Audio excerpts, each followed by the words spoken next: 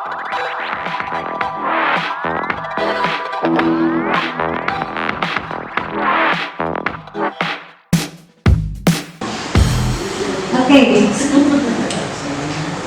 kita akan di sesi yang pertama ini, di hari ini kita akan melihat dulu tadi kalau Bapak Ibu lihat di rundown kontennya ada yang namanya social emotional context, konteks social emotional.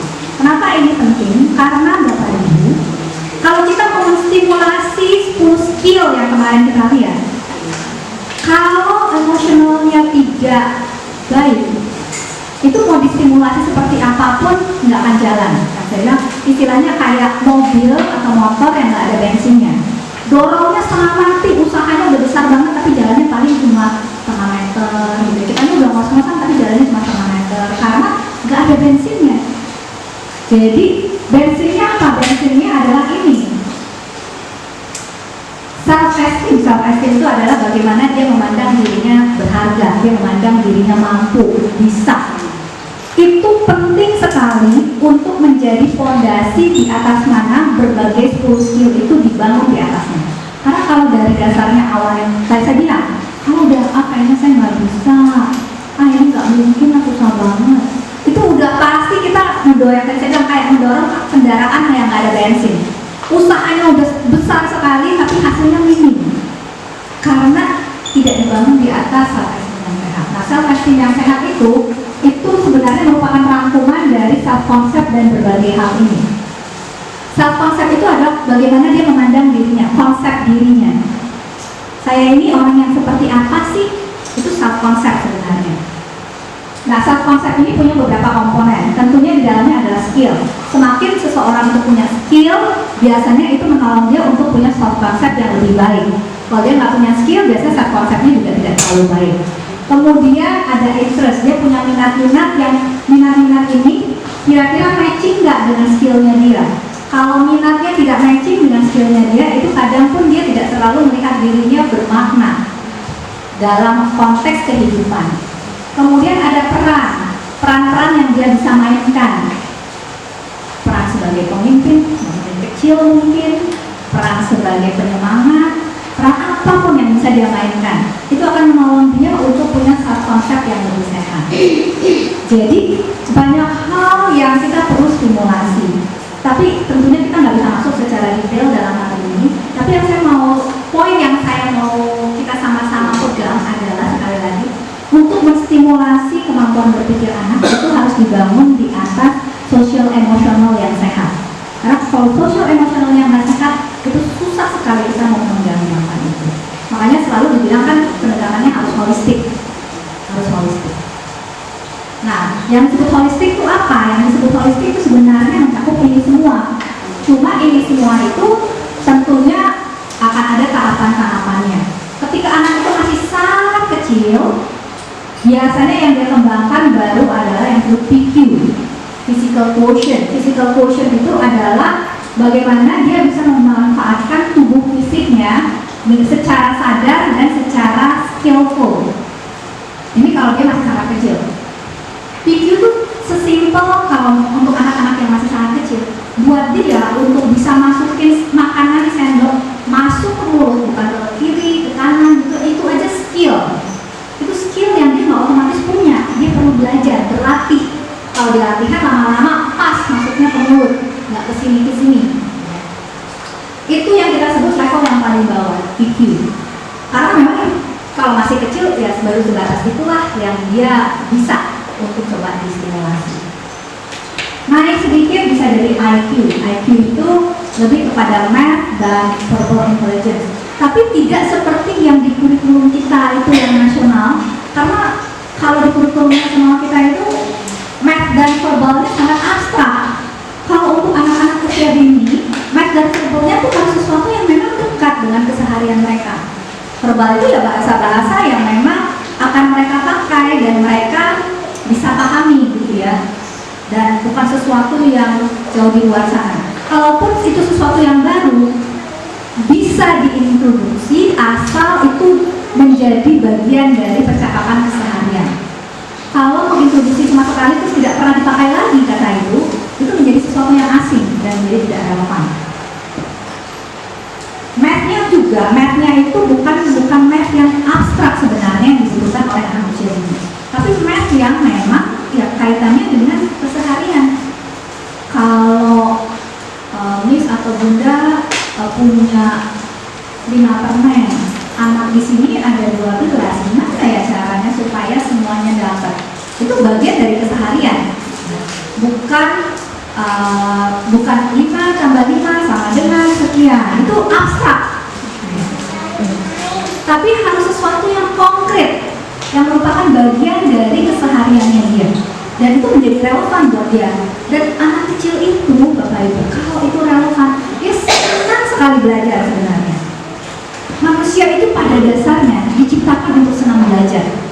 Cuma kadang sistem pendidikan membuat kita yang tadinya senang jadi tidak senang, karena tidak relevan dengan apa yang menjadi kebutuhan dan keseharian. Kemudian naik lagi ada yang namanya IQ. IQ itu lebih kepada bagaimana kita mengelola diri sendiri dan mengelola hubungan dengan orang lain.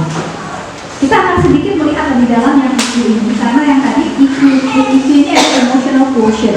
Emotional quotient ini besar sekali dampaknya kepada kesuksesan seseorang. Penelitian itu sudah mengatakan bahwa kontribusi ini sama-sama yang IQ-nya, seseorang itu IQ-nya sudah cukup baik, minimal cukup baik. Jadi bersaingnya kita sebenarnya harus apple to apple, bukan apple to lemon. Jadi apple to apple itu maksudnya di antara orang-orang yang IQ-nya normal ke atas, bukan dibandingkan dengan yang normal dengan yang di luar rata-rata. Pastilah yang di luar rata-rata kalau bersaing. Ya. Tapi yang normal ke atas, untuk semua yang normal ke atas, itu penelitiannya sudah ada. Bahwa untuk mereka-mereka yang normal ke atas, ternyata kesuksesan mereka, kesuksesan di dalam berbagai bidang, di dalam pekerjaan, di dalam berumah tangga, di dalam segala hal, kesuksesannya mereka lebih ditentukan dari IQ, bukan IQ. Artinya kalau tadi 90 ke atas, kalau orang ada yang IQ-nya 140 itu udah jenius. Kalau secara kategori psikotes ya, IQ-nya 140, tapi dia punya IQ yang rendah, dia nggak akan sukses. Paling tidak kesuksesannya tidak sebesar orang yang mungkin IQ-nya cuma 120, tapi IQ-nya sangat baik. Contoh sederhana, ada yang masih single nggak di sini? Banyak ya. Oke, contoh sederhana. Berandai-andai untuk yang single ini berandai-andai ya. Yang tidak single pun juga boleh berandai-andai. Namanya cuma berandai-andai ya. Berandai-andai Bapak Ibu punya 2 kandidat pasangan hidup. 2 kandidat. Yang satu, wah, cerdas luar biasa. Nah, dari IQ mungkin 140, bahkan mungkin lebih lah ya. Tapi orangnya komplain melulu, nggak sabaran, nggak pengertian, banyak menuntut, tapi luar biasa pintar, luar biasa pintar. IQ sangat tinggi. Ini si A ya. Ada satu lagi si B. Si B ini ya biasa-biasa aja sih, dibilang pintar banget enggak, tapi dibilang bodoh juga enggak. IQ-nya ya rata-rata lah, ya rata-rata. Tapi orangnya sangat sabar, sangat pengertian,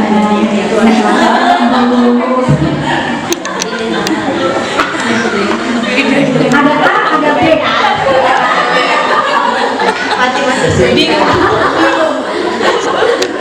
Ada A, ada B.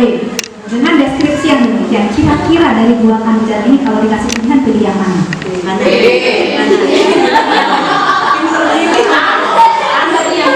A itu yang IQ-nya tinggi sekali, tapi banyak menuntut, tidak sabaran. Yang A itu kan IQ-nya kan bisa dilatih.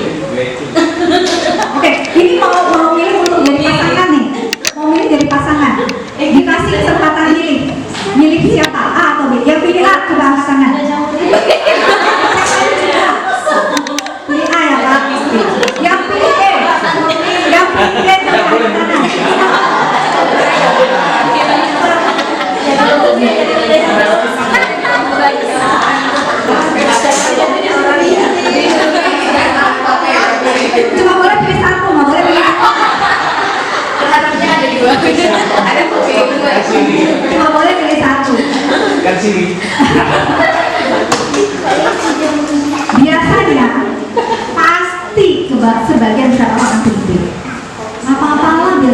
aja, saya nggak perlu yang pintar-pintar banget, yang penting hati tenang daripada tiap hari berantem di rumah. Sama, bos pun ada bos nih dikasih 2 pilihan karyawan, yang satu pinter luar biasa, tapi ya itu kemanapun dia pergi selalu berantem sama orang, sama bosnya aja nggak hormat, nggak pernah sabaran. Tapi satu lagi IQ biasa-biasa aja, tapi ya itu sangat rajin, orangnya setia, mau belajar, gampang dikasih tahu. Sebagai bos nih, kalau berandai-andai jadi bos, pilih yang mana, yang A atau yang B? Karena memang sebagai manusia pada dasarnya itu sekalian sudah dibuktikan dengan penelitian. Kalau minimal IQ kita normal sampai ke atas, itu udah bukan masalah seberapa tinggi IQ lagi, tapi seberapa tinggi IQ-nya. Seberapa tinggi IQ-nya kalau normal ke atas. Karena IQ itu lebih menentukan bagaimana orang itu bisa mempertahankan motivasi dia, bagaimana dia bisa bekerja sama. Itu semua hal-hal yang lebih penting yang kita lihat kemarin. Soft skill itu semuanya kaitannya dengan itu. Dan kemarin kita juga lihat emotional intelligence itu ada salah satu komponen utama yang menggantikan komponen sebelumnya untuk bisa berhasil. Jadi sekali lagi, ini merupakan dasar di mana kalau minimal kita sudah normal ke atas, itu akan menjadi sesuatu yang penting sekali untuk stimulasi. Dan SQ ini adalah spiritual quotient. Spiritual quotient. Tentunya anak-anak itu bisa punya iman, tapi tentunya iman mereka masih yang level sangat konkret. Dimana dengan bertambahnya usia, mereka akan menjadi mestinya menjadi lebih dalam dan lebih bisa abstrak terhadap imannya. Mengimani sesuatu yang nggak kelihatan itu abstrak sekali loh Bapak Ibu. Mengimani sesuatu yang tidak kelihatan itu abstrak, dan itu memang levelnya belum di anak-anak. Iman-iman mereka masih sangat konkret, tapi sekali lagi itu bisa distimulasi. Kalau ini menggambarkan perkembangan, tapi dampak itu bukan dari bawah ke atas, dampak itu turun ke sini. Kalau ini dalam konteks orang dewasa, kalau spiritual quotient-nya rendah, itu akan berdampak kepada emosinya, akan berdampak juga kepada bagaimana dia terus menstimulasi kemampuan dia untuk belajar. Walaupun mungkin kalau fisikal itu akan lebih stabil ya, fisikal itu biasanya lebih permanen, kecuali ada kondisi-kondisi medis tertentu, misalkan stroke, jadi kehilangan kemampuan untuk menggerakkan, itu di luar itu. Tapi kalau tidak ada kondisi-kondisi khusus, biasanya physical quotient itu lebih stabil. Yang lebih dinamis adalah IQ dan IQ. Bapak Ibu tahu nggak yang namanya IQ itu tidak statis? IQ itu tidak statis. IQ itu dinamis. Artinya, kalau tahun ini saya cek IQ saya 120, tahun depan saya cek lagi belum tentu 120. Karena IQ itu kan termasuk di dalam komponen IQ itu adalah bagaimana saya berpikir kritis, bagaimana saya problem solving. Kalau hal-hal itu tidak dilatih terus, tadi merasa diri sudah cukup, akhirnya kita tidak terlatih untuk meresponi hal-hal baru. Karena otak itu kayak otot, perlu dilatih terus. Kalau nggak dilatih lama-lama kayak ototnya kencang juga jadi kendor. Sama otak pun demikian, perlu dilatih terus. Dan justru sebenarnya itu kabar baik dalam arti mau berapapun IQ kita selama normal ke atas ya. Ataupun kalau masih di bawah rata-rata, karena di bawah rata-rata ada yang sangat lambat, di bawah kategorinya di bawah lagi. 90 ke 80 itu disebutnya di bawah rata-rata, 80 ke bawah itu udah disebutnya sangat lambat. Itu selama kita masih di bawah rata-rata itu cuma karena kurang stimulasi. Kalau kurang stimulasi, distimulasi bisa naik. Jadi menurut saya bahwa IQ kita tidak statis itu justru merupakan kabar baik. Artinya kita bisa do something untuk meningkatkan itu. Oke, sampai di sini ada yang mau bertanya?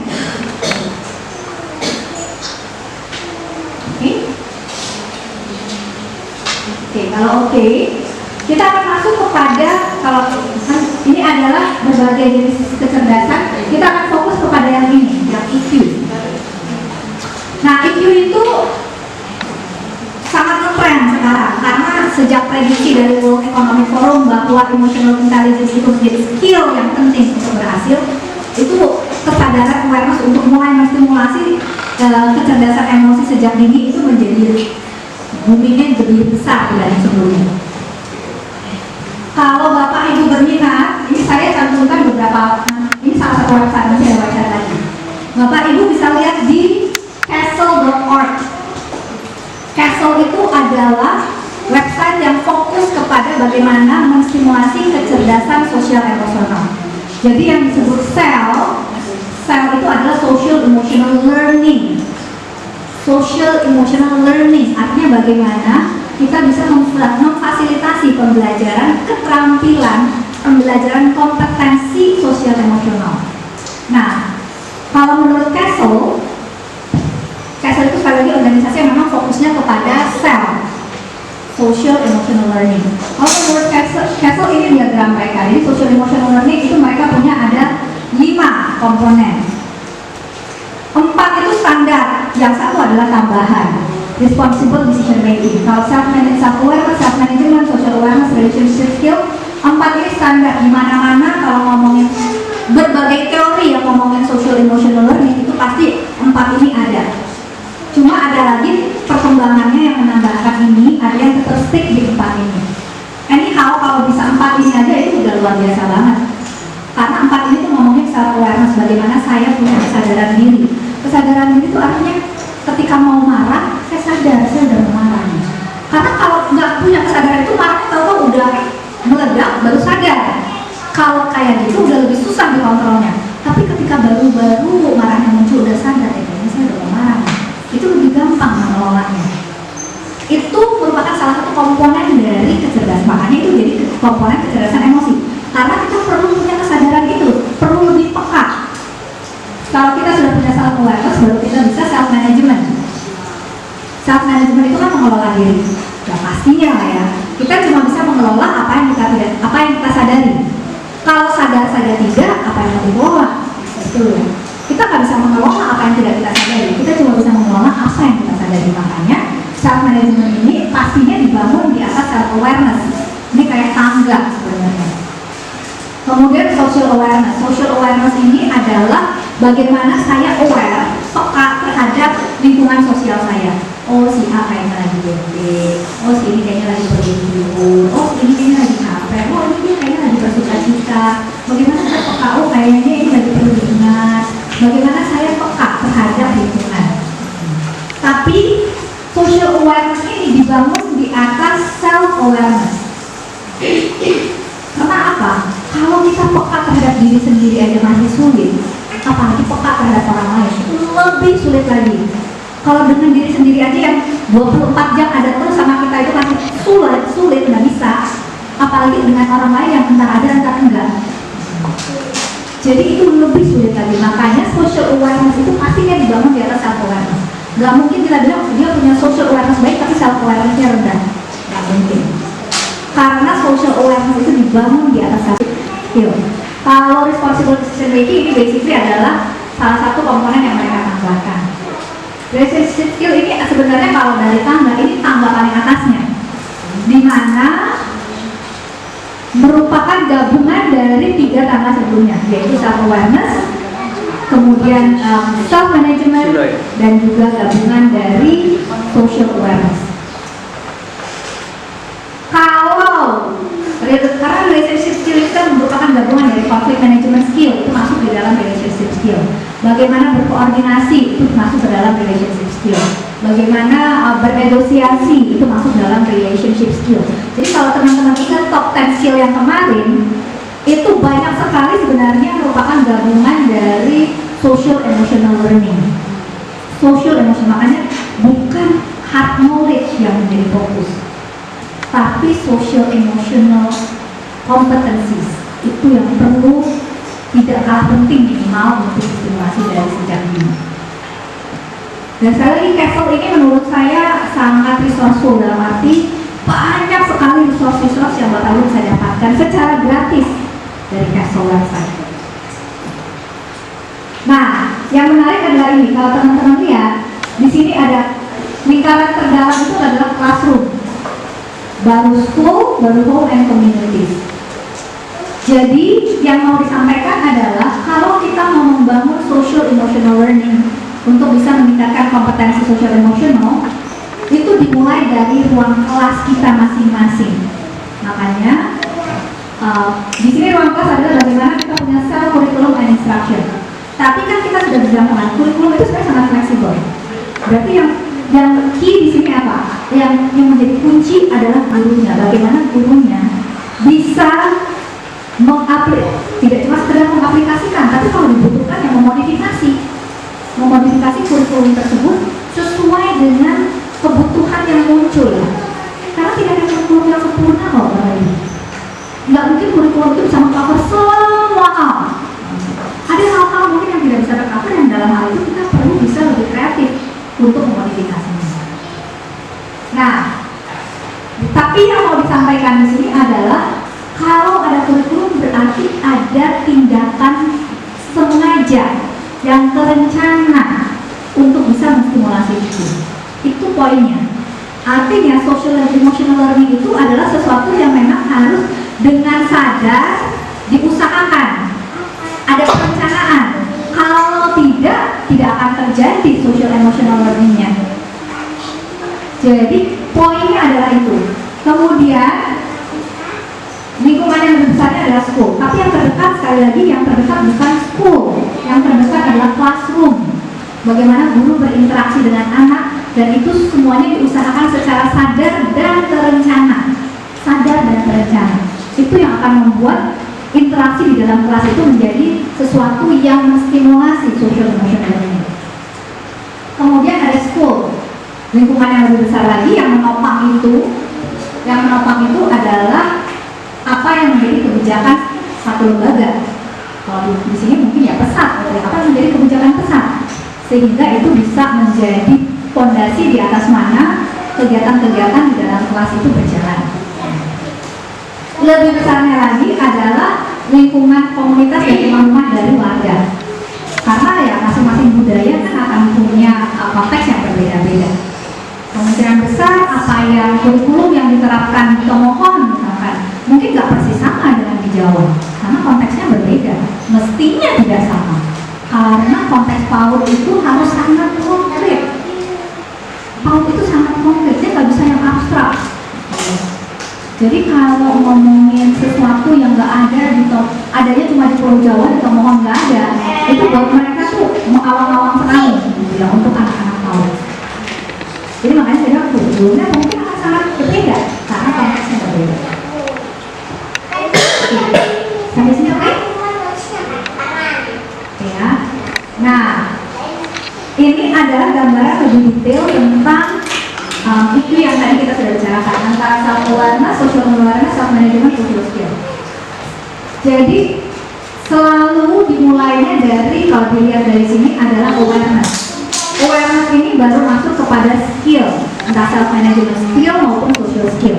Karena sekali lagi, kalau sadar saja tidak apa yang mau dikelola, kita cuma bisa mengelola apa yang kita sadari. Jadi harus sadar dulu tentang diri sendiri, sadar tentang orang lain. Kalau mau mengelola orang lain, kalau tidak sadar tentang orang lain, tidak peka tentang orang lain, akan sulit sekali mengelola orang. Dan pastinya harus mulai dengan diri sendiri dulu. Kalau dari diri sendiri sudah, baru bisa bergerak kepada lingkungan yang lebih besar. Kalau untuk mengelola diri sendiri saja masih sulit, apalagi mengelola orang, itu lebih sulit lagi. Oke? Nah, kalau itu ngomongnya adalah social, ini kita akan melihat bagaimana peta yang, tadi ngomongnya adalah emosional, kita akan melihat bagaimana peta yang sosialnya. Yang sosialnya di sini, social skill itu mengcover apa aja sebenarnya? Social skill itu coverage-nya cukup besar. Basic interaction, interaksi yang sehari-hari yang mendasar. Kemudian communication skill, itu masuk kepada social skill. Kemudian team building skill, itu masuk kepada social skill. Bagaimana membangun kerjasama tim. Kemudian conflict resolution, bagaimana bisa mengatasi konflik, itu semua masuk kepada social skill. Jadi kalau basic interaction adalah bagaimana kita bisa saling berbagi, anak-anak itu bisa saling berbagi, bagaimana mereka bisa memanggilnya tidak dengan nama yang proper lah, tidak dengan nama-nama julukan yang mungkin membuat itu jadi tidak ada interaksi sosial yang baik. Ya. Kemudian bagaimana mereka bisa membuat eye contact juga yang pas. Eye contact itu kalau berlebihan jadi tidak pas, kurang juga tidak pas. Ya. Jadi eye contact yang pas itu juga perlu dipelajari. Kemudian sit eyeball to eyeball itu maksudnya bagaimana mereka bisa berinteraksi secara individu, personal. Ya, tidak cuma dalam konteks besar, tapi eyeball to eyeball itu artinya secara empat mata. Bagaimana mereka berpairing dalam, karena kalau kita berkegiatan di PAUD kan ada kegiatan individual, ada kegiatan kelompok kecil, kelompok besar, dan ada kelompok pairing. Kemudian form group squad, bagaimana kalau disuruh membentuk kelompok itu enggak ribut, tapi mereka sudah tahu apa yang harus mereka lakukan. Bagaimana mereka bisa mengikuti assignment yang diberikan. Oke, hari ini yang mungkin barisan ini, bagaimana itu bisa berjalan. Ini semuanya basic interaction. Masih banyak lagi basic interaction yang lain, ini cuma contoh-contoh saja. Kemudian communication skill. Communication skill bagaimana bisa memastikan kalau dalam kelompok semua orang kebagian. Tidak ada yang mendominasi atau tidak ada yang kayaknya tidak terlibat sama sekali. Kemudian bagaimana bisa memperhatikan orang yang berbicara. Itu aja skill yang perlu dilatih loh, karena butuh stamina. Stamina itu sesuatu yang dibangun. Dibangunnya lewat apa? Lewat latihan. Kemudian bagaimana bergantian. Bagaimana menggunakan suara yang pelan. Apalagi kalau anak PAUD, suaranya cenderung biasanya tidak pelan. Bagaimana mereka tahu membedakan mana kapan pakai suara pelan, kapan pakai volume yang lebih tinggi, itu juga sesuatu pembelajaran bagi mereka. Kemudian untuk bisa nunggu sampai orang selesai bicara baru ngomong, itu juga sesuatu yang perlu mereka belajar. Karena berarti kan mereka perlu sabar menunggu. Itu juga sesuatu yang perlu dilakukan. Kalau team building adalah bagaimana mereka bisa ketika mereka nggak setuju, mereka tahu bahwa yang dia nggak setuju itu adalah pendapatnya, bukan orangnya. Membedakan pendapatnya, bukan orangnya. Kemudian bagaimana dia memberikan energi kepada kelompok. By the way, yang saya sampaikan di sini itu nggak cuma dalam hal PAUD, kadang-kadang ini pun menjadi konteks-konteks yang kita sebagai orang dewasa juga perlu berkembang. Bagaimana kita membawa energi? Energi yang kita bawa itu adalah energi positif kah atau energi negatif kah ketika kita datang ke dalam suatu kelompok? Kadang ketika kita merasa kelompoknya nggak asik, mungkin bukan kelompoknya nggak asik, tapi pas kita masuk energi kita sudah negatif, sehingga orang-orang juga melihat kita jadi agak sungkan dan mereka juga merasa jadi agak menjauh karena ketika kita masuk energi kita sudah negatif. Jadi bagaimana kita bertanggung jawab atas energi yang kita bawa? Kita bertanggung jawab atas mood kita, karena mood kita akan menentukan energi kita. Dan itu menjadi sesuatu yang akan jadi proses lah terus-menerus. Kemudian bagaimana kita bisa mengencourage satu sama lain, mendorong, menyemangati satu sama lain. Ini aja kita juga sebagai orang dewasa harus belajar. Kadang kita niatnya mau memberikan semangat, tapi diterimanya kayaknya kamu kok nggak ngerti sih. Sekali lagi ini menjadi proses yang akhirnya kita terus-menerus mempelajari. Kemudian bagaimana menawarkan bantuan.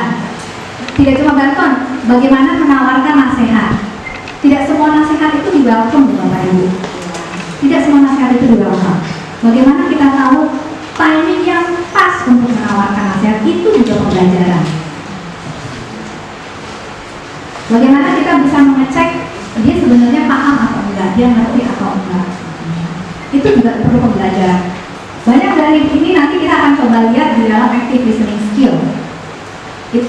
Itu skill. Kalau cuma katanya, kalau di Inggris kan jelas ya, ada listening, ada hearing. Itu dua kegiatan yang berbeda. Kalau hearing itu nggak perlu effort, nggak perlu belajar. Hearing itu kalau misalkan ada barang, misalkan gelas gitu ya, gelas beling jatuh pecah, saya nggak perlu effort untuk mendengarkan, gitu akan terdengar selama saya tidak ada gangguan di kuping, itu pasti saya mendengar. Itu hear itu nggak perlu effort. Tapi kalau listen itu perlu effort. ada yang ngomong belum tentu saya nangkep apa yang dia maksud. Kalau saya tidak listen, kalau saya cuma hear, saya cuma dengar suara, tapi apa maksudnya saya nggak nangkep. Kalau nih, seandainya Bapak Ibu mulai ngantuk nih, ntar jam-jam yang berlalu nanti, mungkin bisa dengar suara saya. Apa yang saya ngomongnya nanti nggak nangkep, karena sudah switching dari listen jadi hear. Dan itu manusiawi. Kenapa? Karena yang kita secara otomatis bisa adalah hear. Listen itu perlu effort. Listen itu perlu usaha. Dan itu perlu belajar, otomatis bisa. Even kita udah dengar aja, belum tentu kita langsung nangkep maksudnya apa. Kemudian masuk kepada conflict resolution. Bagaimana kita menyelesaikan konflik, itu juga termasuk social skill. Bagaimana kita kompromi ketika. Jadi gimana cara berkompromi? Gimana cara bernegosiasi? Karena jalan tengah itu bisa agak ke kiri, nggak persis tengah loh, kadang-kadang jalan tengah itu bisa agak ke kiri, bisa agak ke kanan, itu tergantung negosiasinya. Kemudian bagaimana saya bisa mengeksplor sudut pandang orang lain, memahami sudut pandang orang lain. Karena kalau saya nggak bisa memahami sudut pandang orang lain, sulit sekali saya bisa menyelesaikan konflik. Karena saya akan bertahan terus sama sudut pandang saya. Sulit sekali menyelesaikan konflik. Kemudian bagaimana, tapi di satu sisi bagaimana saya juga bisa mempertahankan apa yang menjadi pemikiran saya. Terserah orang lain mau ngomong apa, menurut saya ini yang benar. Nanti kita negosiasi, kita berkompromi, iya, tapi saya berusaha mengerti pandangan kamu, tapi saya juga tahu apa yang saya pegang sebagai apa yang benar. Itu harus bisa. Bagaimana saya menghormati pendapat orang lain, bagaimana saya mencapai konsensus, mencapai kesepakatan, itu juga kalau kompromi kan mungkin lebih kepada satu dua pihak, tidak banyak. Kalau konsensus itu biasanya pihaknya lebih banyak. Jadi ini semua adalah contoh-contoh dari social skill, dan dari sini teman-teman bisa lihat aplikasi dari social skill itu luas sekali dalam kehidupan kita. Makanya sekali lagi ketika dibilang social emotional learning, itu tuh bidangnya luas sekali. Itu bukan bidang yang kecil, social emotional learning itu. Dan itu yang perlu kita usahakan